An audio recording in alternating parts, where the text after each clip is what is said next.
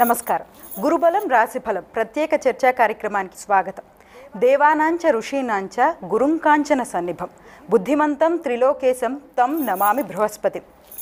జ్యోతిష శాస్త్రం ప్రకారం రాశి ఫలాలు బృహస్పతి, శనేశ్వరుడు, రాహుకేతువుల రాశి సంచారాలపై ఆధారపడి ఉంటుంది. అంటే ప్రధానంగా ఈ 4 గ్రహాలు కూడా రాసులు మారినప్పుడు మనకి ద్వాదశ రాశులపై ప్రభావం ఉంటుంటుంది. ముఖ్యంగా బృహస్పతి మనకి ఐశ్వర్య ప్రదాత, అంతేకాదు కుటుంబాన్ని కూడా ఏర్పరుస్తాడు. అదేవిధంగా వివాహానికి కూడా మనం గురుబలం చూస్తాం, బుద్ధి కుశలతను కూడా ప్రసాదిస్తాడు ఆ దేవగురు బృహస్పతి.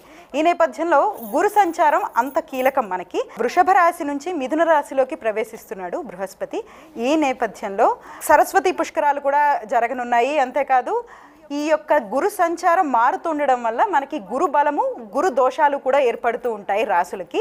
మరి ఈ గురుబలం ఏ రాసులకి, గురు దోషం ఏ రాసులకి, పరిహారం ఏంటి వంటి విషయాలు పండితులను అడిగి తెలుసుకుందాం ఈనాటి మన ఈ కార్యక్రమంలో.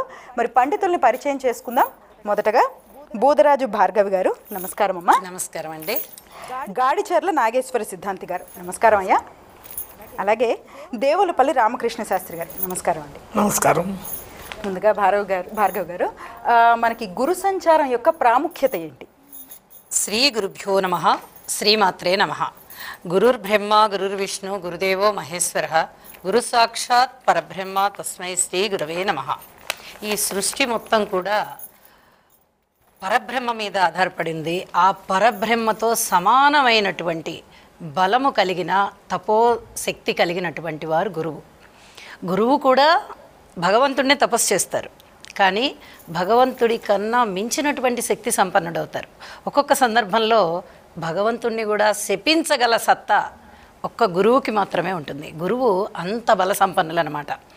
ఇలాంటి గురువు గారు మనము బృహస్పతి అనే పేరుతో ఇంద్రసభలో వీరు ఉంటారు అని చెప్పి తెలుసుకుంటూ ఉంటాం. మైథలాజికల్గా శాస్త్రాల పురాణాల ఆధారంగా మనము వీరి నివాసం ఎక్కడ అంటే ఇంద్రసభలో వీరు ఉండేది. ఆయన మంత్రిత్వం వహిస్తారు. అలాగే ఈ గురుబలం అనేది ప్రతి మనిషికి కూడా ఉండాలి. ఎందువల్ల ఉండాలి అంటే ఈ సమస్తమైనటువంటి జీవరాశుల మీద నవగ్రహాల యొక్క ప్రభావం ఉంటుంది. అంతరిక్షంలో ఉండేటటువంటి నవగ్రహాలు ఖగోళంలో ఎక్కడైతే అవి ఉన్నాయో ఆ ఖగోళ మండలం నుంచే అవి వాటి యొక్క శక్తిని ప్రసరింపజేస్తూ ఉంటాయి. అందులో గురువు కూడా ఉన్నారు. ఈ నవగ్రహాలలో మనకి రవి, చంద్రుడు, బుధుడు, కుజుడు, గురువు, శుక్రుడు, శనిగారు, అలాగే రాహుకేతువులు, ఈ 9 గ్రహాలని ప్రధానంగా తీసుకుంటాము. అందులో అతి ముఖ్యమైనటువంటి గ్రహం ఏది, అత్యంత బలవంతమైన శుభప్రదమైన గ్రహం ఏది అంటే గురువు అన్నమాట. ఈ గురువు యొక్క బలం మనకి ఎందువల్ల ఉండాలి అంటే మానవుడు ముఖ్యంగా మిగతా పశుపక్ష్యాదులకి మనకి తేడా ఉన్నది ఎక్కడా అంటే ఈ జీవరాశులలో బుద్ధి వికాసం మనిషికి ఎక్కువగా ఉంటుంది. అంటే వాటికి ఉండేటటువంటి జ్ఞానం వాటికి ఉంది. అంటే కాలాన్ని ముందరగానే గుర్తించడము, ఋతువుల్ని గుర్తించడము, అలాంటివన్నీ మిగతా పశుపక్షాలకు కూడా ఉన్నాయి. కానీ భగవంతుడికి స్తోత్రము చేయడము, ఏదైనా కష్టం వస్తే తోటి వారికి చెప్పుకోవడము, ఈ కష్టానికి ఒకళ్ళకొకళ్ళు ఆదరణ చెప్పుకోవడము, ఈ కష్టాన్ని ఎలాగా గట్టెక్కించుకోవాలి అని అనుకోవడము, ఇత్యాదివన్నీ కూడా గురువు యొక్క కారకత్వాలు అన్నమాట. అంటే ఒక శుభప్రదమైనటువంటి గురువు యొక్క ఆ లక్షణాలు జీవరాశి మీద పడుతూ ఉన్నప్పుడు మనిషిలో బుద్ధి వికసిస్తూ ఉంటుంది. అది తగ్గినట్లయితే, ఒకవేళ గురువు యొక్క బలము లేకపోయినట్లయితే కళ్యాణకారకము కాదు, బుద్ధి వికసించదు, సంపదలు శూన్యమవుతాయి, అలాగే 10 మందితో కలుపుగోలుతనము ఉండదు, ధనము సంపాదించుకోలేకపోతారు, ప్రవర్తన బాగుండదు, ఇలా రకరకాలైన చెడ్డ కారకత్వాలు అయిపోతాయి. కాబట్టి గురువుని మనము ఖచ్చితంగా కొలవాలి, అంటే పూజించాలి. అలాగే ఈ గురువు గారి యొక్క మైథలాజికల్ స్టోరీని కూడా మనము మొట్టమొదటిగా ప్రస్తావించుకున్నాము.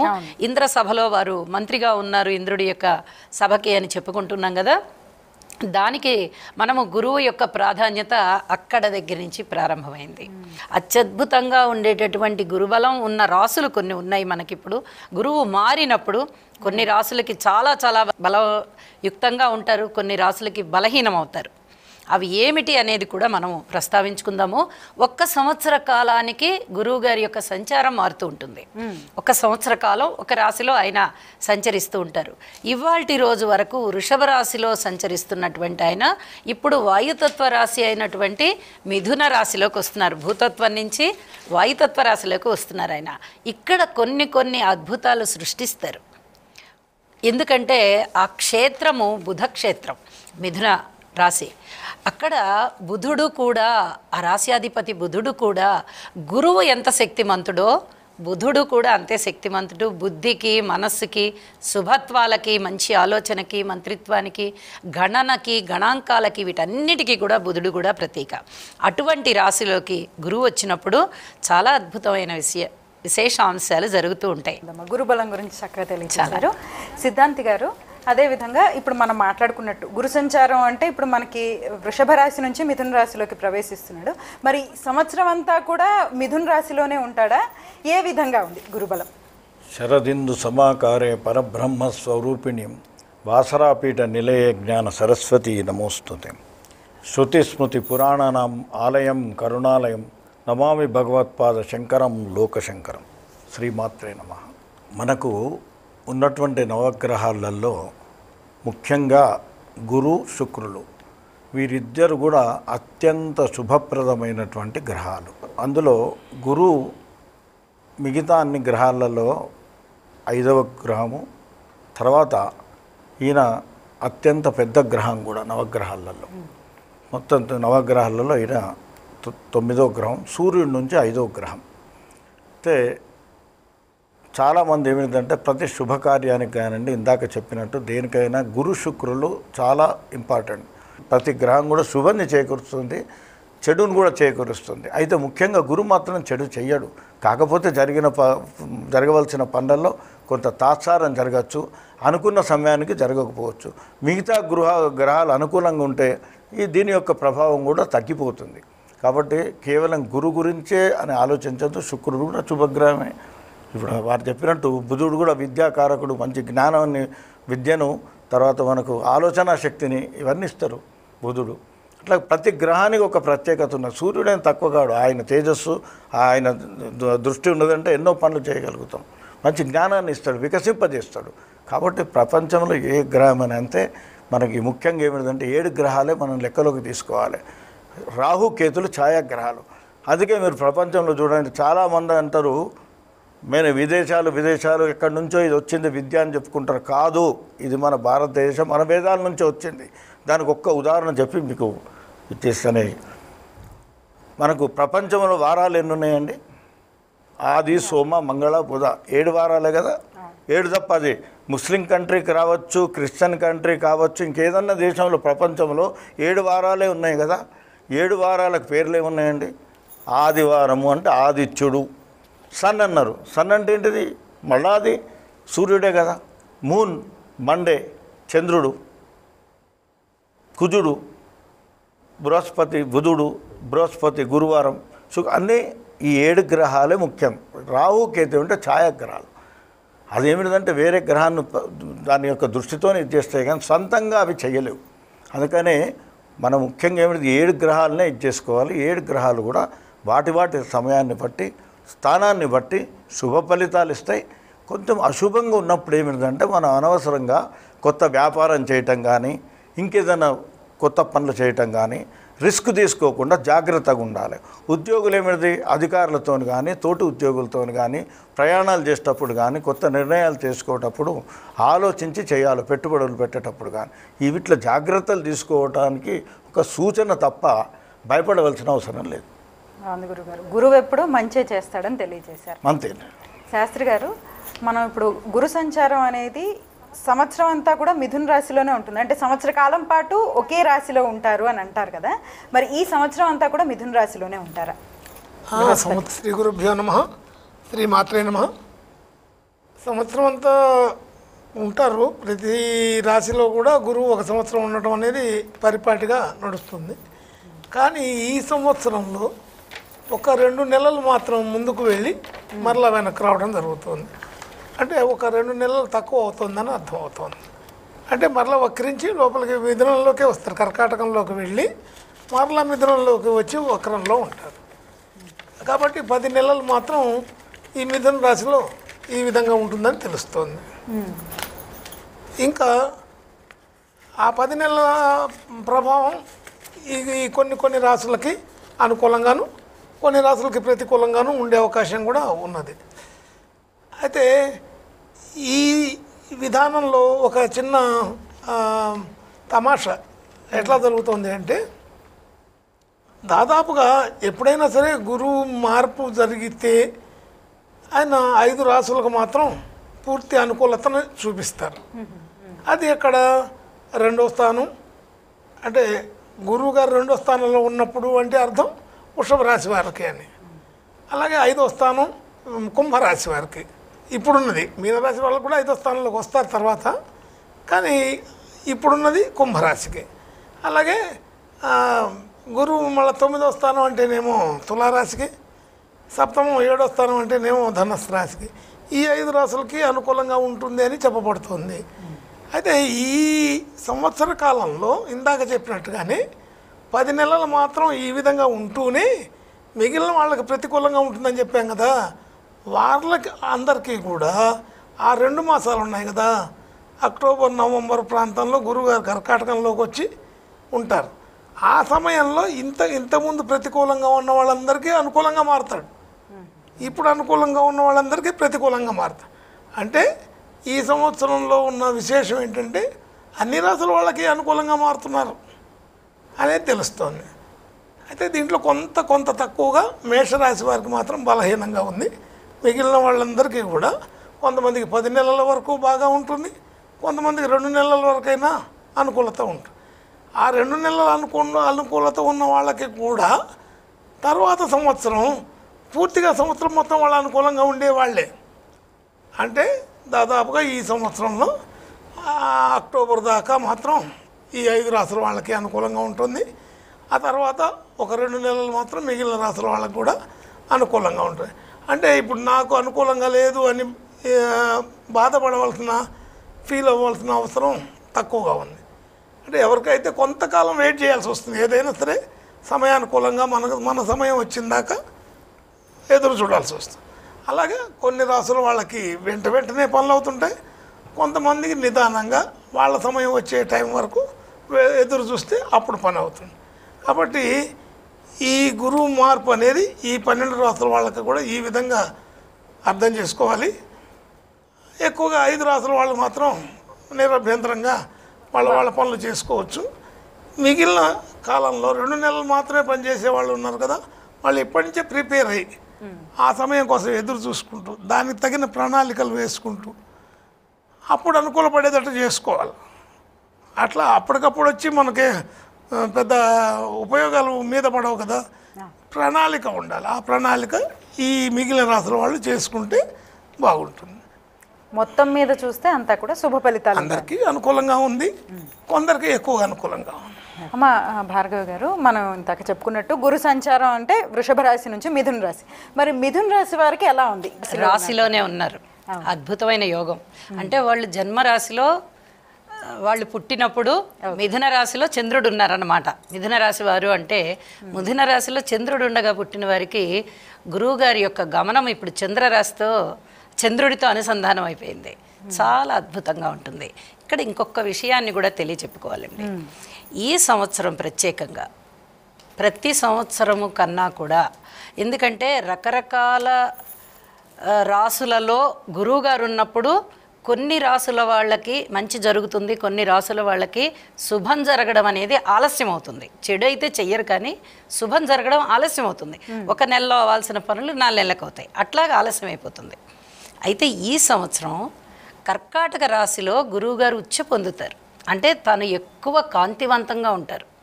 ఒక్కొక్క మనిషికి ఒక్కొక్క స్థానము విపరీతమైనటువంటి భోగాన్ని ఇస్తుంది, విపరీతమైన కాంతినిస్తుంది, శక్తినిస్తుంది. అలాంటి స్థానం ఏది అంటే కర్కాటక రాశి గురువుగారికి.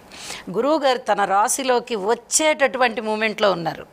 ఇప్పుడు 30 డిగ్రీలు గడిచిపోయి అయినా తర్వాత కర్కాటక రాశిలోకి రావాలి. అందులోనూ అతిచారం వల్ల రేపు అక్టోబర్ 18వ తారీఖునే వచ్చేస్తున్నారు. అంటే ఒక 5-6 నెలల కాలంలోనే తన యొక్క ఉచ్చ స్థానంలోకి వెళ్ళిపోతున్నారు. అంటే ఫాస్ట్గా వెళ్ళిపోతున్నారు. ఇప్పుడు రుజుమార్గంలో నిదానంగా 30 డిగ్రీల కాలము కూడా ఒక 365 రోజులు నడవలసిన ఆయన ఒక 6 నెలల్లోనే దబదబ ఫాస్ట్గా నడిచేసి తన యొక్క ఉచ్చ స్థానంలోకి వెళ్ళిపోతున్నారు. కాబట్టి చెడ్డ ఫలితాలు అనేది అసలు ఏ రాశికి లేవు. కాస్త ఆలస్యం అవుతాయి అంతే పనులు, అంతే తప్ప అద్భుతమైన ఫలితాలు ఉంటాయి. ఈ సంవత్సరమే అది ప్రత్యేకం. ఎందుకంటే మిథున రాశిలో ఉన్నటువంటి గురువుగారు తన యొక్క ఉచ్చ స్థానంలోకి వెళ్ళబోతున్నారు కాబట్టి అందరికీ శుభాలే ఇస్తారు. ఒకవేళ అది దుస్థానం అయినప్పటికీ ఏ కన్యారాశి వారికి కానీ, వృశ్చిక రాశి వారికి కానీ, మకర రాశి వారికి కానీ, మీనరాశి వారికి కానీ అవి కొంచెం దుస్థానాలు అవుతున్నాయి. స్థానాల నంబర్ అంత కరెక్ట్గా లేదు. అయినప్పటికీ కూడా అక్కడ చేయవలసినటువంటి ఫలితాలు ఏవైతే ఇబ్బందికరమైన ఫలితాలు ఉన్నాయో వాటిని ఆలస్యంగా ఇచ్చేస్తారు. తరువాత ఇందాక మన శాస్త్రి గారు చెప్పినట్టుగా తన యొక్క ఉచ్చ స్థానంలోకి వెళ్ళినప్పుడు కొంతమంది ఇప్పుడు బాలేని వాళ్ళకి అప్పుడు బాగుంటుంది, ఇప్పుడు బాగున్న వాళ్ళకి అప్పుడు బాగుండదు అని చెప్పినట్టుగానే అసలు అందరికీ కూడా మంచి ఫలితాలనే ఇస్తారు గురువు.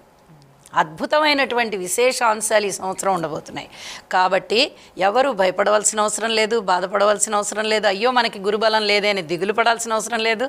ఈ 6 నెలల కాలంలోనే 2 సార్లు రాశి మారిపోతున్నారు కాబట్టి అందరికీ గురుబలం ఏర్పడుతోంది. ప్రణాళికలు సిద్ధం చేసుకోండి, విత్తనాలు వేసుకోండి, ముందర చక్కగా అవి మొలకలు వచ్చి వృక్షాలు అవుతాయి, మంచి ఫలితాలు ఉంటాయి. మీరు అడిగినట్టుగా మిథున రాశి వారికి ఏ విధంగా ఉండబోతోంది అంటే ఒక్క ముక్కలో చెప్పాలంటే సకల భోగాలు ఉంటాయి. రాశిలోకే వస్తున్నారు కదా ఆయన. కాబట్టి తన యొక్క మిత్రుడు చంద్రుడు అనగానే ఆ మిత్రుడు యొక్క చెలిమి ఎక్కువగా ఉంటుంది. స్థానాన్ని తీసుకోకూడదు ఇక్కడ. ఆ మిత్రత్వం చెలిమిని మాత్రమే తీసుకోవాలి. ఇక్కడ చంద్రుడితో అనుసంధానింపబడుతూ ఉన్నప్పుడు చాలా అద్భుతమైనటువంటి ఫలితాలు ఉంటాయి.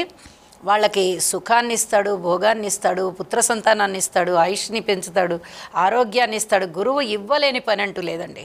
మంచి ఉద్యోగాన్ని ఇస్తాడు. అలాగే పితృవర్గ రీత్యా ఏదైనా గనక అనారోగ్యాలు ఉన్నట్టయితే వాళ్ళందరినీ ఆరోగ్యవంతుల్ని చేస్తాడు, ఉద్యోగవంతంగా బలోపేతం చేస్తారు. తర్వాత వాళ్ళని ప్రమోషన్స్ ఇచ్చి వాళ్ళకి ఉల్లాసం ఇస్తారు. పిల్లలు కలక్కపోతే పిల్లల్ని ఇస్తారు. ద్వితీయ సంతానం కావాలంటే ద్వితీయ సంతానాన్ని ఇస్తారు. అలాగే వివాహం కావాలంటే వివాహాన్ని ఇచ్చేస్తారు. ఏ వయసు వారికి ఏది కావాలి, ఒకవేళ మనవరాళ్ళు పుట్టాల్సిన వయసు అనుకోండి, పెద్ద వయసు, ఇచ్చేస్తారు. ఆ గురుబలం అలా ఉంటుందన్నమాట, ఇచ్చేస్తారు. కళ్యాణప్రదం, కేవలం పెళ్ళి మాత్రమే కాదు, కళ్యాణకారకత్వాలంటే శుభప్రదమైనవి అని అర్థం. అట్లాంటి శుభప్రదమైనవి అన్ని రకాలుగాను మిథున రాశి వారికి అద్భుతమైన ఫలితాలు అని చెప్పచ్చు. మిథున రాశి వారికి చక్కగా ఇటు ద్వితీయంలోకి వచ్చినప్పుడు కర్కాటక రాశిలోకి వెళ్తారు కదా, ఆ కర్కాటక రాశిలోనికి వెళ్ళినప్పుడు అద్భుతమైన ఫలితాలే. తన యొక్క ఇల్లు బాగుంటుంది, కుటుంబం బాగుంటుంది, అలాగే గృహ నిర్మాణాలు ఉంటాయి, మంచి సంతానవతులు అవుతారు, అన్ని విధాల జ్ఞానం పెరుగుతుంది, వాళ్ళు శాస్త్ర పరిజ్ఞానం పెంచుకుంటారు, ఉద్యోగాలలో మంచి స్థితికి వెళ్తారు, ప్రమోషన్స్ తెచ్చుకుంటారు. రకరకాలైన ఊహించని విధంగా ఉంటుందండి మిథున రాశి వారికి. చాలా అద్భుతం. మళ్ళీ 12 సంవత్సరాల కాలానికి ఇలాంటి భోగం వస్తుంది వాళ్ళకి. చాలా బాగా తెలియజేశారు. అలాగే సిద్ధాంత్ గారు, ఇప్పుడు మనం మాట్లాడుకున్నట్టు మీరు అందరూ తెలియజేసినట్టు సంవత్సరం అంతా కూడా రాశి ఫలాలు అందరికీ బాగున్నాయి. కొద్దో గొప్ప గురుదోషం ఉన్న రాసులు కొద్దో గొప్ప ఉన్నది అని తెలియజేశారు. అవి ఎవరికి ఉన్నాయి, ఏ రాసుల వాళ్ళకి? అటు ప్రతి గ్రహం కూడా ఎవరు కూడా చెడు ఫలితాలు అనేది పక్కకు పెట్టాలి. మనం దాని గురించి ఆలోచించవచ్చు. సైకాలజికల్గా మనం మనుషుల్ని శోభకు గురి చేయకూడదు, ఎవరు కూడా చెయ్యరు. అయితే ప్రత్యేకంగా ఏమిటంటే స్థానాన్ని బట్టి నిర్ణయాలు ఉంటాయి. మామూలుగా ఇది గోచార ఫలం. మళ్ళీ ఇప్పుడు ఇందాక మీరు చెప్పినట్టు మిత్రస్థానాలు ఉంటాయి, శత్రుస్థానాలు ఉంటాయి, స్వస్థానము, ఇవన్నీ ఉంటాయి. అట్లనే గ్రహాలకు చారము అంటే ప్రయాణిస్తూ ఉంటాయి. అవి ఒక్కొక్క రాశికి ప్రయాణిస్తున్నప్పుడు అది ఒక్కొక్కసారి వక్రగతి వస్తాయి, అంటే వెనక్కి రావటం జరుగుతుంది. అట్లాగే అతిచారం ముందుకు కూడా వెళ్ళే అవకాశాలు ఉంటాయి. అంటే ఇప్పుడు మామూలుగా గురువు ఒక సంవత్సరం రూఢిగా అందరికీ తెలుసు. అంత కాకుండా ఇప్పుడు మనకు 3-4 నెలలకే వెళ్ళిపోతున్నది. ఇది ముందుకు వెళ్ళిపోతున్నది, కర్కాటక రాశికి పోతున్నది. ఇదేమిటంటే అతిచారం అంటారు. అంటే వెళ్ళవలసినంత స్పీడ్లో కాకుండా 50-60 స్పీడ్ కాకుండా 100 స్పీడ్లో వెళ్ళిపోయిండు. పోయి మళ్ళీ అక్కడ ఆగిపోయిండు. తర్వాత కొన్ని రోజులకు మళ్ళీ అక్టోబర్ తర్వాత 15 మళ్ళీ వెనక్కి వస్తున్నాడు. దాన్ని వక్రగతి అంటారు. వక్రగతి అంటే ముందుకు పోతున్నాడు, మళ్ళీ బ్యాక్ వస్తున్నాడు, రివర్స్ గేర్ వేసుకొని మళ్ళీ రిటర్న్ వస్తున్నాడు. ఆయన ఇక్కడ ఉండవలసింది నాయన, నువ్వు తొందరపడిపోయినావు, మళ్ళీ రిటర్న్ రానా, రిటర్న్ వస్తున్నాడు.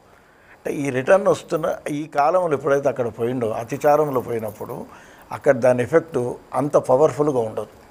చిన్న సందేహం గురుగారు, మిథునం నుంచి కర్కాటకంలోకి వెళ్తారు కదా, అంటే ముందుకి వెళ్ళడం కదా, మరి దాన్ని వక్రం అని ఎందుకు అంటారు? వక్రం అంటే రిటర్న్ వస్తున్నాడు కదా, మళ్ళీ కర్కాటకం నుంచి మళ్ళీ మిథునంకి వస్తున్నాడు కదా, అక్టోబర్ 18 తర్వాత మళ్ళీ రిటర్న్ వస్తున్నాడు కదా, అది దాన్ని వక్రం అంటారు. రిటర్న్ మనం రివర్స్ గేర్ మనం అని చెప్పి రివర్స్ గేర్లో వస్తున్నాడు. ముందేమో ఓవర్ స్పీడ్లో వెళ్ళిపోయాడు, ఇప్పుడు రివర్స్ గేర్లో వెనక్కి వస్తున్నాడు. అట్లా ఇది వాడు ప్రతి గ్రహానికి కూడా ఇది ఉంటుంది. అయితే రివర్స్లో వచ్చినప్పుడు అంత పవర్ ఉండదు. న్యాచురల్గా ఇప్పుడు ఆ స్పీడ్లో రాం కదా మనకి, మామూలుగా వెహికల్ రివర్స్ గేర్ వేస్తే అంత స్పీడ్లో వెనక్కి రా, ముందుకు పోయినంత స్పీడ్లో రారు కదా, దాని ఇంపాక్ట్ తక్కువ ఉంటుంది.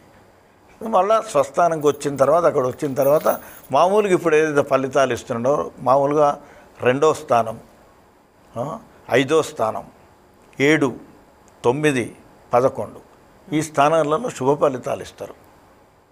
మీరు మిగతా స్థానాలలో ఇవ్వరానంటే ఆయన ఇవ్వవలసినటువంటి ఎంతైతే ఇవ్వాలనో ఫలితం, శుభ ఫలితమో అంత ఇవ్వడు.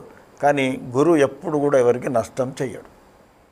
ఎవ్వరు కూడా భయపడవలసిన అవసరం లేదు. అయ్యో నాకు జన్మస్థానంలో ఇందాక ఎవరు క్లారిఫై చేశారు, జన్మస్థానంలో ఉన్నాడు కదా, నాకు జన్మస్థానం మామూలుగా ఏం జరుగుతుంది, జన్మస్థానంలో ఉన్నప్పుడు ఏమిటంటే కొంత చిన్న మనం ఏమిటి మనస్తాపం కలగచ్చు, ఆరోగ్యపరంగా చిన్న ఇబ్బందులు రావచ్చు, మనం తలపెట్టిన కార్యాలు కొంత ఇంకా తాత్సారం జరగవచ్చు, వెంటనే కాకపోవచ్చు. కానీ అంత మాత్రాన ఏదో జరిగిపోతుందని భయపడవలసిన అవసరం లేదు. 2వ స్థానం అంటే లాభస్థానం, బ్రహ్మాండంగా. అంటే ఇప్పుడు మీరు ఒక వ్యాపారం తలపెట్టిండో లేక చేస్తున్న వ్యాపారంలో ఇంకా దాంట్లో మీకు అభివృద్ధి చాలా ఫాస్ట్గా పెరిగే అవకాశం ఉంటుంది, అంటే ఎక్కువ లాభాలను సంపాదించగలుగుతారు. అట్లా అంతేగాని ఏదో బాగలేకపోతే ఏం జరగదు, ఇంకా నేనేం పని చేయకూడదు, నేనేది ట్రై చేయకూడదు, నేను పరీక్షలు రాయకుండా చదవకూడదు, లేకుంటే ఉద్యోగంకు ప్రయత్నం చేయకూడదు, ఇంటర్వ్యూలకు పోకూడదు, నేను వ్యవసాయం చేయకూడదు, ఇంకేం చేయకుండా ఇంట్లో కూర్చోవాలని కాదు అర్థం. మనం చేసే పని చెయ్యాలి. కాబట్టి వచ్చే ఫలితం ఏమిటంటే మనకు 100 మార్కులు వస్తాయి అనుకున్న దగ్గర 90, 95, 80 రావచ్చు, కానీ ఫెయిల్ మాత్రం కాం. ఆ దృష్టితోనే మనం దీన్ని ఆలోచించాలి.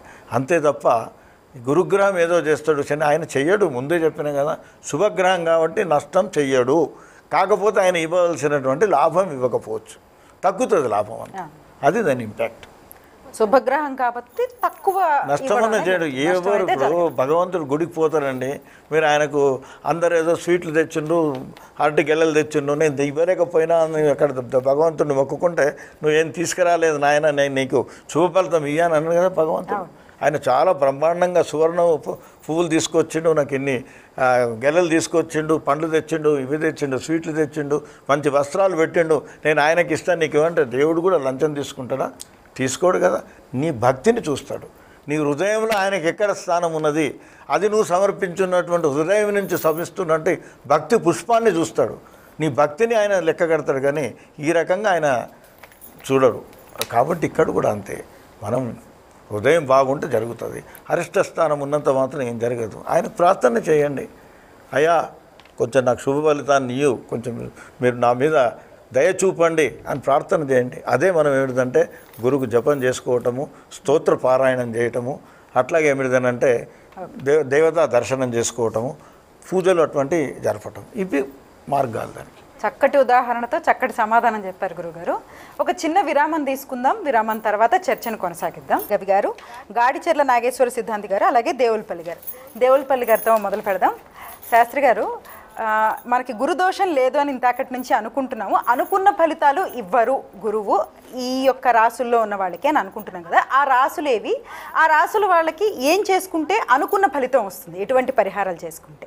2, 5, 7, 9, 11 ప్రాంతాల అంటే ఆ రాసుల వారికి ఎక్కువ అనుకూలమైన ఫలితాలు ఉంటూ ఉంటాయి.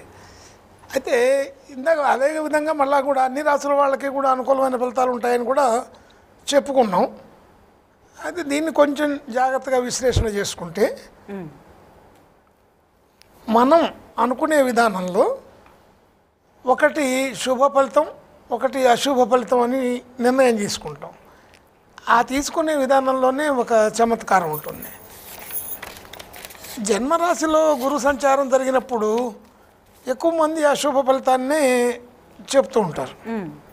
సహజంగా కూడా అది అలా ఊహించుకునే వాళ్ళకి అది అశుభ ఫలితంలాగా అనిపిస్తుంది. అయితే అక్కడ జరిగేది ఏంటి? జన్మరాశిలో గురు సంచారం కష్టపెడతాడు అంటే అర్థం విద్య నేర్చుకోవడానికి కష్టపడవలసి వస్తుంది. అలాగే ప్రతి పని ఉద్యోగ సాధనకి కష్టపడవలసి వస్తుంది, ఇంటర్వ్యూలు గట్రా. అలాగే ప్రతి దాంట్లో కూడా కష్టపడి ఫలితాన్ని తెచ్చుకోవడం అనేది జరుగుతుంది జన్మంలో ఉన్న గురువు గారు. కాబట్టి అక్కడ కష్టం ఉంటేనే ఫలితం వస్తుంది అని చెప్తున్నాడు. ఫలితం ఇస్తున్నాడు కానీ కష్టపడమని చెప్తున్నాడు. అలాగే రెండో స్థానంలోకి వచ్చేసి రెండో స్థానం ఆయన కూడా అధికమైన ధన యోగం ఇచ్చేవాడే కాబట్టి ధనస్థానం, మాట, గౌరవం, మర్యాద అన్నీ కూడా ఏ రాశి వాళ్ళకైనా సరే గురువు గారు రెండో స్థానంలో ఉంటే ఆ విధమైన ఫలితాలు ఉంటూ ఉంటాయి. అలాగే మూడో స్థానంలోకి వచ్చాడనుకోండి, మూడో స్థానం వస్తే కమ్యూనికేషన్స్, వ్యవహారాలు, ఒకళ్ళకొకళ్ళు పరిచయాలు చేసుకోవడం, మరి ముందు చూపుగా ఆలోచన చేసుకోవడం. అయితే ఇక్కడ ఏమవుతుంది, ఈ ఆలోచన ప్రణాళికలు చేయడంలో అతను వ్యక్తిగతంగా చేసే స్పీడ్ తగ్గుతుంది. అంటే అక్కడ ఏంటి, చెడు ఫలితం వస్తుంది అని చెప్తున్నారు. అంటే మూడో ఫలితం అంటే అక్కడ శని జన్మ గురుస్తృతి అని గురువు బాలారిష్టాల్లో కూడా మూడో స్థానంలో మంచిది కాదని చెప్తాడు. అలాగే ఇంకో చోటైనా మామూలుగా గోచారవశాత్తు కూడా మూడో స్థానం గురువు అంత అనుకూలం కాదు అని చెప్తున్నారు. కాదు అనే దానికి అర్థం మన విధానంలో చూసుకుంటే అక్కడ కమ్యూనికేషన్స్ స్కిల్స్ ఏర్పాటు చేసుకోవడానికి టైం పక్కకు పెట్టుకోవడం జరుగుతుంది. అంటే దాదాపు ఉదాహరణగా ఇప్పుడున్న విషయాలలో ఈ ఐటీ సెక్టార్లో జాబ్ చేసేవాళ్ళు ఇంకా డెవలప్మెంట్ కోసం ఇంకా కొత్త కోర్సులు నేర్చుకోవడం, కొంతకాలం ఉద్యోగాన్ని ఆపి కొత్త కోర్సులు నేర్చుకొని మరలా జాయిన్ అవుతారు. అంటే అక్కడ గ్యాప్ తీసుకున్నారు. ఆ గ్యాప్ ఏంటి, డెవలప్మెంట్ కోసమే కదా. అయితే దాన్ని మనం ఏమనుకుంటున్నాం, అక్కడ డిస్టర్బ్ అయింది అనుకుంటున్నాం. అట్లాంటి స్థితిని ఇచ్చేవాడు మూడో స్థానంలో గురువు. అంటే కమ్యూనికేషన్ని పెంచుతాడు, విద్యను పెంచుతాడు, రాబోయే ఆ పెంపుదల కోసం ఏర్పాటయ్యే విధానాన్ని మనం తప్పుగా ఆలోచన చేస్తాం. అలాగే నాలుగో స్థానంలో పరిచయాలు పెంచడం, మరి కొత్త విషయాలు తెలుసుకోవడం, కొత్త ప్రాంతాలని దర్శించడం అలా ఉంటుంది. అంటే ఒక చోట స్టెబిలిటీ ఉండడు అనే ఉద్దేశంతో అది చెడు ఫలితంగా చెప్పబడుతుంది. సహజంగా అది నిజం కూడా అదే. అంటే ఈ మిక్స్డ్ మాటలై, అంటే ఈ జాబ్లో వెళ్ళేసి మళ్ళీ వెంటనే ఇంకో జాబ్లోకి మారిపోవడం, నెలల్లోనే సంవత్సరాల దాకా ఉండకుండా అతి త్వరగా ఆ మార్పు చెందడం. చతుర్థంలో గురువు ఉన్నప్పుడు త్వరగా మార్పులు చేర్పులు జరుగుతూ ఉంటాయి. కాబట్టి అది చెడు ఫలితంగా ఆలోచన చేసే వాళ్ళకి చెడు ఫలితమే. అదే దానిలో కూడా మంచి ఫలితం చూపించడానికి ఎలా ఉంటుంది, అతను స్టెప్ బై స్టెప్ ఎక్కుతున్నాడు, స్పీడ్గా ఎక్కుతున్నాడు. 1వ మెట్టు నుంచి 10వ మెట్టు ఎక్కాలంటే ఒక్కసారి జంప్ చేయలేడు. కాబట్టి అయితే కొంతమందికి 10 సంవత్సరాలు పడుతుంది, ఒక్కో సంవత్సరం ఒక్కొక్కటి మార్చుకోండి. ఇతను తొందరగా స్కిల్స్ బాగా ఉన్నాయి రెడీగా, అప్పుడేమవుతుంది, త్వరగా ఎక్కేసేయటం. అలా డిస్టర్బ్డ్గా అనిపిస్తుంటుంది, అటు ఇటు కాకుండా సమాధానాలు ఉంటాయి. అలాగే పంచమంలో గురువు ఉంటే ఎవరికైనా సరే మంచి సంతాన యోగం ఉంటుంది, ఆర్థిక యోగం ఉంటుంది, మరి విద్యా యోగం ఉంటుంది. కొత్త విషయాలని తెలుసుకోవడానికి, అనేక విషయాల్లో పార్టిసిపేట్ చేయడానికి, 10 మందిలో పేరు ప్రఖ్యాతులు సంపాదించుకోవడానికి పనికొచ్చేది పంచమంలో గురువు ఉంటే. పంచమంలో గురువు ఎవరికి ఉంటున్నాడు, ఇప్పుడు కుంభరాశి వారికి ఉంటున్నాడు. అలాగా 6వ స్థానంలో కూడా గురువు ఉంటే అది 6 గురువు మంచిది కాదు అని చెప్తున్నాడు. 6 అంటే షష్టం కదా. 6వ స్థానంలో గురువు అంత అనుకూలత కాదు. ఎందుకు అనుకూలత కాదు, అక్కడేమంటే శత్రు రుణ రోగ కారకం షష్టం అంటాడు. శత్రువుల్ని, రుణాలని, రోగాల్ని ఇచ్చేవాడు. వీటన్నిటికీ వ్యతిరేకి ఈ గురువు గారు. శత్రువులు ఉండరు ఆయనకి, ఆయన ఎవరిని శత్రుత్వంతో చూడడు. రుణాలు చేయడు, రుణాలు ఇవ్వడు, చేయడు.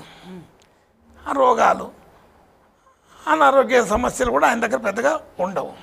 అంటే వాటన్నిటికీ ఇష్టం లేని వ్యక్తి ఆ డిపార్ట్మెంట్ మీద ఆధిపత్యం చూపించమంటే కుదరదు.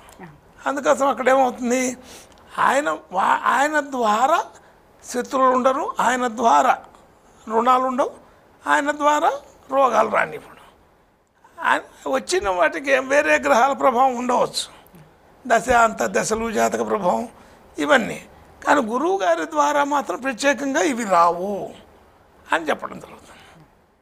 అక్కడ నిస్తేజంగా ఉంటాడు ఆయన, అట్లా ఎక్కువ ఫోర్స్గా మన మీద ప్రభావం చూపించాడు. వేరే గ్రహాల ద్వారా ఏదైనా ఆపద వచ్చిందంటే అది గురువుగారి అకౌంట్లో కలిపేస్తుండటం వలన ఇబ్బంది కనపడుతుంది. అందుకని ఆయన గురువు గారు అన్నిట్లో కూడా శుభుడే. గురుత్వం అంటేనే గొప్పతనం. ఆ గొప్పతనం కలిగిన గురువు ప్రతి దాంట్లో కూడా మనకు వీలైనంత శుభ లక్షణాలు ఇవ్వడానికి ప్రయత్నం చేస్తాడు అని అర్థం. తర్వాత సప్తమ గురువు ఎల్లవేళలా సప్తమంలో ఉండే గ్రహం బాగా ఉపయోగపడుతుంది అని చెప్పాలంటే ఒక గురువు గారికి మాత్రమే చెప్పాలి. ఏ గ్రహం సప్తమంలో అంత అనుకూలత ఉండదు. గురువుగారు మాత్రం సప్తమంలో ఉంటే ఇంకా అధికంగా పనిచేస్తాడు, అధికమైన విషయాల్ని మనకు అనుకూలపరుస్తాడు. వివాహాలు అవుతాయి.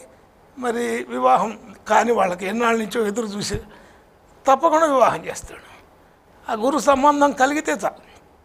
అలాగే ధన ధాన్యాలకు లోటు లేకుండా చేస్తాడు. విద్యలు, ఉద్యోగాలు, విదేశీయానాలు వీటన్నిటికీ కూడా సప్తమంలో గురువు ఉన్న వాళ్ళకి అంటే దాదాపుగా ఇప్పుడు ధనస్సు రాశి వాళ్ళకి ఇంతకుముందు ఎన్నాళ్ళ నుంచో ఎదురు చూసిన కష్టాలన్నీ కూడా ఒక పక్కకు నెట్టి శుభాల్ని పరంపరగా ఇస్తాడు. అందుకని ధనస్సు రాశి వాళ్ళకి చాలా స్పెషల్ అని ఒక మాట చెప్పుకోవాలి. సప్తమం అనేది ఒకటి, స్వక్షేత్రం అనేది ఒకటి, రెండు అవుతున్నాయి గురువుగారి స్వక్షేత్రం కాబట్టి. సరే, అది అయిపోయిన తర్వాత అష్టమంలోకి వెళ్తాం. అష్టమ గురువు అంటే సహజంగా ఏ గ్రహం అయినా సరే అష్టమంలో ఉంటే పాపగ్రహం కింద చెప్తారు. మరి అష్టమంలో ఉండే గ్రహం ఏం చేస్తుంది?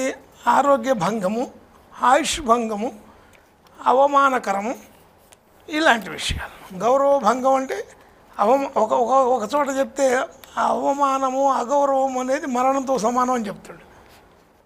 అంటే ఈయన అగౌరవాన్ని అవమానాన్ని పొందగలగటం అనేది మరణంతో సమానం. అంటే మరణం కూడా 8వ స్థానందే, దాంతో సమానమైన అవమానం, అగౌరవమే కలుగుతాయి. మరణం దాకా తీసుకెళ్ళే గ్రహం కాదు.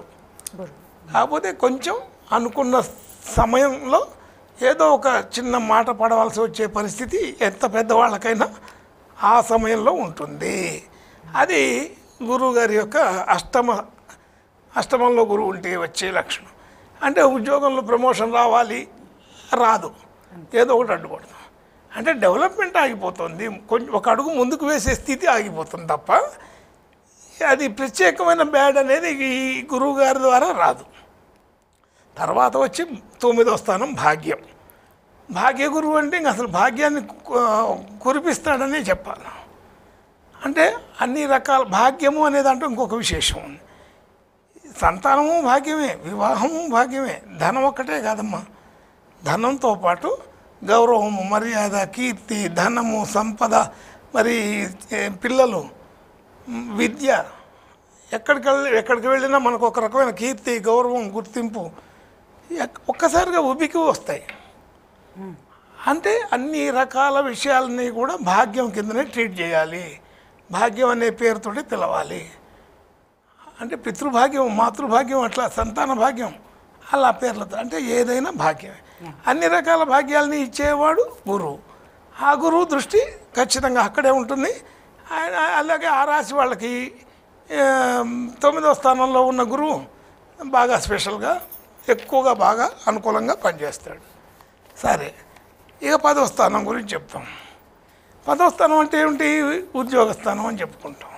ఉద్యోగ స్థానంలో కూడా అయితే ఈ గురువు గారి కారకత్వంలో ఉద్యోగ స్థానం ఉన్నప్పటికీ కూడా దాన్ని మించిన శని గారికి కూడా ఉద్యోగ సంబంధం ఉంటుంది, గురువు గారికి కూడా ఉంటుంది.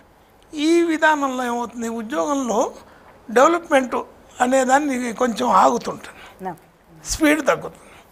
ప్రమోషన్లు గట్రా వాగ్దానాలు ఉంటాయి.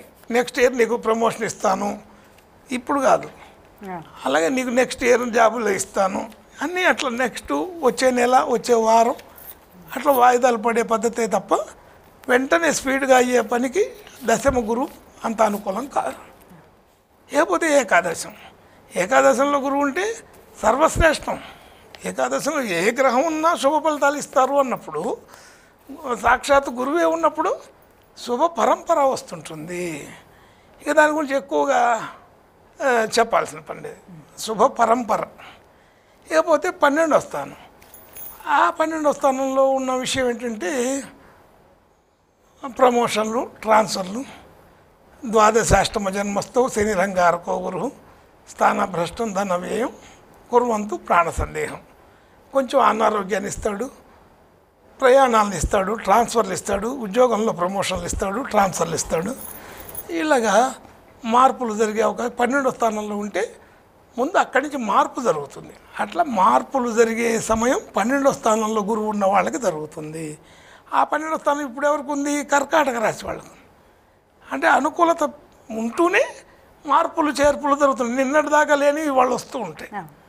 అలాగా 12 రాసుల వాళ్ళకి ఉండే ఫలితాలని మనం చెప్పుకోవచ్చు.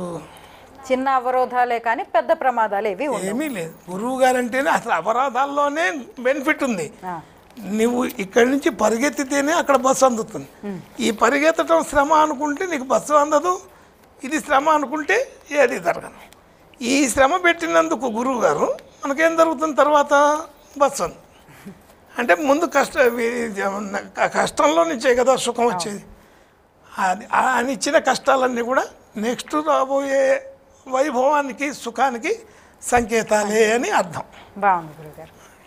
అలాగే అమ్మ భార్గవి గారు, గురు సంచారం మనం ఇప్పుడు మిథున రాశిలోకి వెళ్ళబోతోంది అని అనుకుంటున్నాం. మరి ఈ తర్వాత మీరు అన్నారు ఇందాక కర్కాటక రాశి గురువుకి ఉచ్చస్థానం అని చెప్పి. ఉచ్చస్థానం ఇప్పుడు దాని గురించి ఒకసారి తెలియజేస్తారా? తను అంటే గురువుగారు అక్కడ ఉచ్చ పొందుతారు అంటే చాలా బ్రైట్గా ఉంటారు, తన శక్తిని ఎక్కువగా ప్రసరింపజేస్తూ ఉంటారు. అది మానవాళి మీదకి ఖచ్చితంగా వచ్చేస్తుంది. అలాగే స్వస్థానం అనేది 2 ఉన్నాయి గురువు గారికి. ఒకటి ధనుసు రాశి ఉంది, ఇంకొకటి మీన రాశి ఉంది. కానీ ఉచ్చ పొందే రాశి, తన యొక్క శక్తి అధికంగా ప్రసరింపబడేటటువంటి రాశి కర్కాటక రాశి. ఈ కర్కాటక రాశి వైపుగా ఆయన ప్రయాణం ఉంటుంది కాబట్టి అన్ని రాసుల వారికి కూడా మంచే ఉంటుంది తప్ప ఎక్కడా కూడా అశుభ ఫలితాలు అనేవి ఉండవు. ఎలాంటి ఉంటాయి అశుభ ఫలితాలు అంటే అవమానం చెందడం కానీ, ఏదైనా అవమానాలు ఉంటాయి. ఇప్పుడు 6వ స్థానం అనగానే కొంచెం అవమానం పడవచ్చు. ఈ రాశివారు అష్టమ స్థానంలో ఉన్నారంటే అదృష్టం తల్లకిందులు అవుతూ ఉంటుంది. ఒక్కొక్కసారి విపరీతమైనటువంటి లాభం వస్తుంది. మనకి బ్రహ్మాండమైన లాభాలు వచ్చాయి కదా, మనం ఏదో షేర్లు కొన్నాము 100 రూపాయలు పెట్టి, మనకి ఒక 1000 రూపాయలు వచ్చేసింది అంటే 10 రెట్లు ఎక్కువ వచ్చేసింది. మనం ఇంకా ఈసారి 1000 రూపాయలు పెడదాం అనుకుంటే అప్పుడు అక్కడ అదృష్టాన్ని తల్లకిందులు చేస్తారు. అట్లాంటివి ఏమన్నా ఊహించని విధంగా అనారోగ్యం కానీ, అవమానం కానీ, అపనిందలు కానీ అనుకోని విధంగా ఇలాంటి అదృష్టాలు తల్లకిందులు అవడం కానీ మాత్రమే ఉంటాయి తప్ప ఇక ఎటువంటి చెడు కూడా ఉండదు. నేను ఇందాక కూడా ప్రస్తావించాను, 12 సంవత్సరాలకి ఒక్కసారి వస్తుంది. మళ్ళీ ఇప్పుడున్న రాశిలోకి మళ్ళీ రావాలి గురువుగారు అంటే మళ్ళీ 12 సంవత్సరాలకి మిథున రాశిలోకి వస్తారు. ఒక్కొక్క సంవత్సరం ఒక్కొక్క రాశిలోకి వెళ్తారు కదా. ఇలా మళ్ళీ తన ఉచ్చరాశిలోకి వెళ్ళే దిశగా కాబట్టి అందరికీ మంచి చేస్తారండి. ఇంకా మంచి చెయ్యకపోవడం అనేది ఉండదు. గురువుగారంటేనే అత్యధికమైనటువంటి శుభగ్రహం వారు. కానీ వారి యొక్క కారకత్వాలలో కొన్ని చెడు కూడా ఉన్నాయి. అయితే అవి మనం ఇతర స్థానాల్లో ఉన్నప్పుడైతే ఖచ్చితంగా చెప్పుకోవాలి. ఇప్పుడు వారు చెప్పారు, ఇందాక ప్రస్తావించారు శాస్త్రి గారు, 12వ స్థానంలో ఉన్నప్పుడు కర్కాటక రాశి వారికి కష్టపెట్టి డబ్బులు ఇస్తారు, కష్టాన్ని ఇచ్చి తర్వాత మంచి శుభ ఫలితాన్ని ఇస్తారు. అలాగే మిథున రాశి వారికి కూడా 1వ స్థానంలో ఉంటారు కాబట్టి కష్టపెట్టి ఇస్తారు. ఆ కష్టం అనేది ఇప్పుడు 12వ స్థానంలో ఇచ్చేసారు మిథున రాశి వారికి. ఇప్పుడు వరకు వృషభంలో ఉన్నారు కదా, ఇవాళ రోజు వరకు ఆ కష్టాన్ని పెట్టి ఉన్నారేమో, ఇప్పుడు శుభ ఫలితాలు ఇవ్వడం ప్రారంభిస్తారు. పైగా తన యొక్క ఉచ్చ రాశిలోకి వెళ్ళబోతున్నారు కదా, అంటే తన ఒక విధంగా స్వస్థానం లాంటిదే. అది కూడా స్వస్థానం కాకపోయినా తనకి చాలా ఇష్టమైనటువంటి స్థానము, తనకి చాలా పవర్ ఉన్నటువంటి స్థానము. ఒక అధికారికి అధికారం ఉండేటటువంటి కార్యాలయం ఎంత పవర్గా ఉంటుందో అట్లాంటి పవర్ ఉన్నటువంటి స్థానం అన్నమాట. ఆ కర్కాటక రాశి వైపుగా ఆయన యొక్క అతిచారం జరుగుతోంది కాబట్టి అద్భుతమైనటువంటి ఫలితాలు ఉంటాయి. తన యొక్క ఉచ్ఛ అంటే ఇక అసలు ముందు వెనక చూడకుండా నీకు యోగ్యత ఉందా లేదా అనేది కూడా చూడరు గురువుగారు. ఆ సమయానికి ఇవ్వాలి. నీకు ఇప్పుడు వయసులోకి వచ్చావా, వివాహం అయిపోవాలి. వివాహం అయిపోయిందా, సంతానాన్ని ఇచ్చేస్తున్నా. కుటుంబం ఏర్పడిపోయిందా, దాన్ని అభివృద్ధి చేసేస్తున్నా. అలాగే నీకు డబ్బు లేదా, డబ్బుని ఇచ్చేస్తున్నా. ఇలాంటివన్నిటినీ కూడా ఇంకా ముందు వెనక చూడకుండా ఇచ్చేస్తారు. మరి కొన్ని వ్యతిరేకమైన కారకత్వాలు కూడా ఉన్నాయి. అనారోగ్యం ముఖ్యంగా చెప్పుకోవాలంటే, అనారోగ్యం ఎలా ఏర్పడుతుంది అంటే లోపల లివర్ మీద ప్రభావాన్ని చూపిస్తుంది గురుగ్రహం. అలాగే కామెర్లు, జాండీస్ అంటాం, దాని మీద ప్రభావాన్ని చూపిస్తుంది. షుగర్ వ్యాధి దాని మీద ప్రభావాన్ని చూపిస్తుంది. ఇలాగా కొన్ని అవయవాలు, కొన్ని జబ్బులు ఉన్నాయి, వాటి మీద గురుగ్రహం యొక్క ప్రభావం కనిపిస్తుంది. అది ఆ దుస్థానాలలో ఉన్నప్పుడు, ఇప్పుడు ఆరోగ్యం అనేది 6వ స్థానాన్ని బట్టి మనకి తెలుస్తుంది. మకర రాశి వారికి 6వ స్థానంలో గురుగ్రహ సంచారం ఉన్నప్పుడు అనారోగ్యానికి సంబంధించిన సూచనలు వాళ్ళకి అక్కడ ఉంటాయి. పెద్ద అనారోగ్యాలు రావు. జాండీస్ రావచ్చు, లివర్ దెబ్బతినచ్చు, భార్యాభర్తల మధ్య విభేదాలు రావచ్చు, మానసికమైన అసంతృప్తి పడవచ్చు, దానికి వల్ల అవమానాలు పడవచ్చు, అపనిందలు పడవచ్చు, ఇలాంటివన్నీ పడవచ్చు. కానీ సంవత్సర కాలం అంతా అలాగే ఉంటారా అంటే అలాగే ఉండరు. ఇప్పుడు చెప్పుకున్న అన్నీ కూడా చూచాయిగా జరుగుతూ ఉంటాయి. ఇవి ముదరకుండా ఆయన సప్తమంలోకి వచ్చేస్తున్నారు. మకర రాశి వారికి లెక్క చూసుకుంటే కర్కాటక రాశిలోకి వచ్చేస్తున్నారు, ఉచ్చలోకి. ఇప్పుడు వీటన్నిటినీ మళ్ళీ తగ్గించేస్తారన్నమాట. భార్యాభర్తల మధ్య అన్యోన్యతని పెంచుతారు. అవమానాలు, అపనిందలు అలాంటి వాటన్నిటిని ఎలా ఎదుర్కోవాలో శక్తినిస్తారు, మంచి ఆలోచననిస్తారు ఈయన. అలాగే ధనాన్ని ఇస్తారు, అనారోగ్యాన్ని తగ్గించేస్తారు, కళ్యాణం జరిగేటట్టుగా కూడా చేస్తారు వివాహం కాని వారికి. ఇలాగా ఇప్పుడు ఉన్నటువంటి రాశి ఏదైతే దుస్థాన ప్రభావంగా ఉన్నదో ఏ రాశుల వాళ్ళకైనా దానిని చాలా మంచిగా చేసేస్తారు ఆయన. ఇది ఒక్క మిథున రాశికే అడ్వాంటేజ్. మిథున రాశిలో గురువుగారి సంచారం జరుగుతూ ఉన్నప్పుడు మాత్రమే ఇలాంటి అద్భుతమైనటువంటివి జరుగుతాయి. అద్భుతాలు మనం చెప్పాలన్నమాట, అద్భుతమైనటువంటివి జరుగుతాయి. ఇప్పుడు చూడండి, మన ఇంటికి మనం వెళ్ళిపోతూ ఉన్నప్పుడు చాలా ఉత్సాహంగా ఉంటాం కదా, అమ్మయ్య ఇల్లు వచ్చేసింది అని. ఎంత ఒక విధమైన సంతోషము, ఒక విధమైన బలము వచ్చేస్తుంది మనకి. అలాగే గురువుగారు కూడా తన యొక్క మీనరాశి సంచారంలోకి వెళ్తున్నా లేదా ధనుసు రాశి సంచారంలోకి వెళ్తున్నా, తన ఉచ్చస్థానమైనటువంటి కర్కాటక రాశిలోకి వెళ్ళబోతున్నా కూడా చాలా అద్భుతమైన ఫలితాలు ఇస్తారు. అలా ఇవ్వగలిగినటువంటి గ్రహము గురువు మాత్రమే. మిగతా వారు ఎవరైనా తన క్షేత్రంలో తను ఉన్నప్పటికీ కొన్ని ఫలితాలు మాత్రమే మంచివి ఇస్తారు తప్ప గురువు ఇచ్చినంత శుభకరంగా ఇవ్వలేరు. కానీ గురువు అలా కాదు. బాగుంది. అంటే కర్కాటక రాశికి మిథున రాశికి చక్కగా ఉంది, చాలా అద్భుతంగా ఉంటాయండి, ఏమి సందేహపడక్కర్లా. ఇప్పుడు మిగతా రాశులు కూడా అంతే. ఒకవేళ తులారాశి చూసుకున్నాం అనుకోండి, తులారాశి వారికి 9వ స్థానంలో ఉన్నారు. మరి కర్కాటకంలోకి వచ్చేటప్పటికి దశమం అవుతున్నారు. దశమంలోకి వచ్చేటప్పటికి కొంత అవమానం పడాలి తోటి ఉద్యోగస్తులతో, కానీ ఇలా కానీ ఎక్కువ కాలం ఉండనివ్వరు. మళ్ళీ తను వెనక్కి వక్రంలోకి వెళ్తున్నారు కదా, వక్రగతిన వెనక్కి వెళ్తున్నారు కదా, ఈ అవమానాన్ని తగ్గించేస్తారు. ఆ విధంగా అన్నమాట. ఒక చిన్న విరామం తీసుకుందాం, తర్వాత చర్చను కొనసాగిద్దాం. గురుబలం రాశి ఫలాలు ప్రత్యేక చర్చా కార్యక్రమంలో ఒక చిన్న విరామం తీసుకుందాం.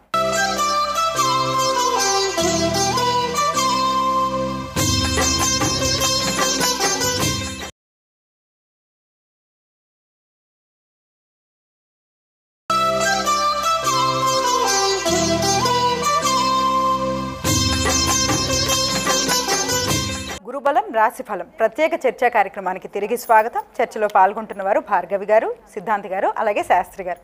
అమ్మ భార్గవి గారు, ఒక చిన్న ప్రశ్న. అంటే మిథున రాశి వారికి ఇప్పటిదాకా వ్యయ స్థానంలో గురువు ఉన్నారు, మరి ఇప్పుడు మారబోతోంది కదా, వ్యయాలు ఇంకా పెరుగుతాయా తగ్గుతాయా, ఎలా ఉంటుంది అసలు మిథున రాశి వారికి? ఇప్పటి వరకు చాలా ఖర్చు పెట్టించారండి ధనాన్ని. ఆయన లాభస్థానం మేషరాశిలో ఉన్నప్పుడు పూర్తిగా ధనాన్ని సంపాదించారు. ఆ తర్వాత వ్యయ స్థానంలోకి వచ్చినప్పుడు ఖర్చు పెట్టించారు. ఏ విధంగా ఖర్చు పెట్టించారు మిథున రాశి వారికి? ఒక గృహం మీద, ఒక పొలం మీద, ఒక ఏదైనా ఎసెట్ ఏర్పడడానికి, శుభకార్యాలకి ఇలా అన్నిటి మీద ఖర్చు పెట్టిస్తారు. అనారోగ్యపరంగా ఏదైనా అనారోగ్యాలు కలిగితే మళ్ళీ ఆరోగ్యం చేకూరడం కోసం ఖర్చు పెట్టించారు. ఓకే. ఇలా తీసుకోవాలన్నమాట. అలాగే ఏదన్నా ఆస్తి తగాదాలు వస్తే కూడా కోర్టు కేసులకి వాటికి ధనము ఖర్చు. ఇంకా ఏదైనా స్థానచలనం అయినట్టయితే వేరే ఊర్లకు వెళ్ళి అక్కడ నిలదొక్కుకోవడానికి కొంత ధనం ఖర్చు అవుతుంది. ఈ విధమైనటువంటి ధనము వ్యయం చేయించారు. ఇప్పుడు మళ్ళీ తిరిగి దాన్ని అంతా కూడా గెయిన్ రూపంలో వచ్చేస్తుంది. మిథున రాశి వారికి చాలా అడ్వాంటేజ్ అన్నమాట ఇది. చాలా పెద్ద అడ్వాంటేజ్. ఇప్పటి వరకు ఎన్ని ఖర్చులనైతే చేయించారో, ఏ ఏ అంశాల మీద ఖర్చు చేయించారో ఆ అంశాలన్నిటినీ కూడా తిరిగి పూర్తిగా శుభకరంగా ప్రభావితం చేసిస్తారు. తన ఉచ్ఛలోకి వెళ్ళిపోబోతూ ఉన్నారు ఒకటి, రాశిలోకే గురువుగారు రావడం అనేది శుభప్రదం. ఇంకొక విషయాన్ని కూడా చెప్పుకోవాలంటే, గురువుగారికి దృష్టులు 5, 7, 9 స్థానాల మీద దృష్టులు కేంద్రీకరింపబడుతూ ఉంటాయి. ఆ దృష్టులు కూడా ఇప్పుడు అత్యంత శుభకరంగా, ఇప్పటి వరకు 4వ స్థానం మీద దృష్టి పడింది. ఇప్పుడు ఇంకో అరగంట అయితే దాదాపు 9 అవుతుంది. గురువుగారి మార్పు 5వ స్థానం మీదకి వెళ్తుంది. అంటే ఇప్పటి వరకు మాతృవర్గ రీత్యా ఉన్నటువంటి దృష్టి ఇప్పుడు ఏమైంది, సంతానం మీదకి వెళ్ళింది. అలాగే ఈ స్థాన దృష్టులు అనేవి ఇప్పటి వరకు కొంచెం ఇబ్బందికరంగా ఉన్నవి అతి మంచిలోకి వెళ్ళిపోతున్నాయి, కోణ స్థానాల్లోకి వెళ్ళిపోతున్నాయి. కాబట్టి ఇప్పటి వరకు వేటి మీద వ్యయం చేయించారో అవన్నీ కూడా గెయిన్ రూపంలో వచ్చేస్తాయి. అనారోగ్యంగా ఉన్న వాళ్ళు ఆరోగ్యవంతులైపోతున్నారు. ఎక్కువగా సంబంధాలు మనకి కుదరట్లేదే అని ఎక్కువగా ఖర్చులు పెట్టి పెళ్లి చూపులకు వెళ్ళి ఖర్చులు పెట్టి సంబంధాలు వెతుక్కోవడానికి వెళ్ళి ఇలా చేసిన వాళ్ళకి సంబంధాలు కుదురుతున్నాయి. అలాగే ఇళ్ళ స్థలాలు, పొలాలు ఇలాంటి వాటన్నిటి మీద ఖర్చు పెట్టిన వారికి, ఏదైనా కోర్టు కేసుల మీద ఖర్చు పెట్టిన వారికి మళ్ళీ అంత శుభకరంగా అవన్నీ లాభం చేకూరే విధంగా ఇచ్చేస్తున్నారనమాట. అంటే ఖర్చుని ఏ విధంగా శుభకరంగా లాభింపజేస్తున్నారు. ఇది చాలా విశేషం. చూడండి, ఒక అరగంటలోనే మార్పు రాబోతున్నటువంటి గురుగ్రహ సంచారము ఆలోచనల్లో కూడా మార్పు వచ్చి ప్రతి రాశి వారికి, ప్రతి నక్షత్రం వారికి ఆలోచనల్లో మార్పు వచ్చి ఇప్పటి వరకు ఇబ్బంది పెట్టిన వారిని ఇప్పుడు శుభకరంగా ఉండేటట్టుగా, మనోధైర్యం పెరిగేటట్టుగా చేస్తారు. వ్యయాలన్నీ లాభాలు అవుతాయి. వ్యయాలన్నీ లాభాలు అయిపోతాయి.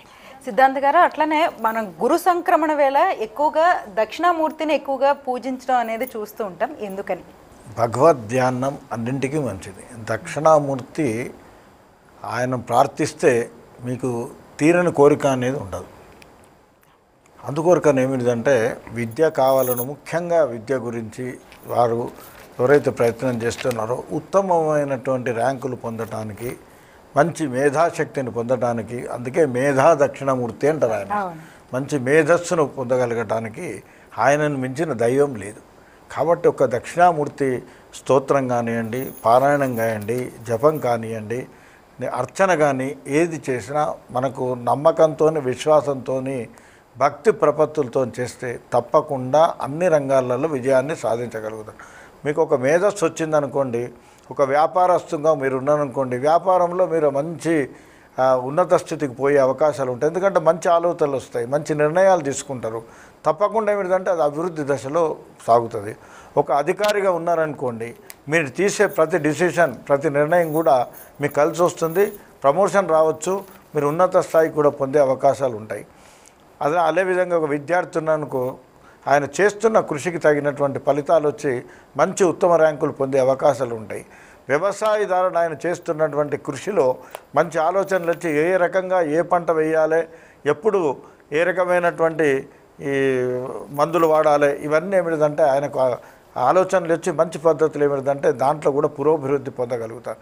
ఈ రకంగా ఏ రంగంలో చూసినా, ఏ రకంగా ప్రయత్నం చూసినా అన్నిట్లలో సఫలీకృతం అయ్యే అవకాశాలు చాలా ఉంటాయి. కాబట్టి అందుకే ప్రతి ఒక్కరు కూడా ఆ మేధస్సు ఒకటి బాగుంటే ప్రపంచంలో దేన్నైనా మనం జయించగలుగుతాం. కాబట్టి ఆ మేధస్సు కొరకు ప్రయత్నం చేయాలంటే మేధా దక్షిణమూర్తిని మించినటువంటి దైవం ఎక్కడా లేదనేది అందరి యొక్క పురాణాలలో, శాస్త్రాలలో చెప్పడం జరిగింది. అందరూ కూడా దాన్ని పాటిస్తున్నారు కూడా. ఓకే. అలాగే శాస్త్రి గారు, గురుబలం లేని వారు ఎటువంటి పరిహారాలు చేసుకోవాలి, మీరు కూడా ఒకటి తెలియజేస్తారా? బాగుందమ్మా. గురువు బలం లేని వాళ్ళు పరిహారాలు చేసుకునే విధానం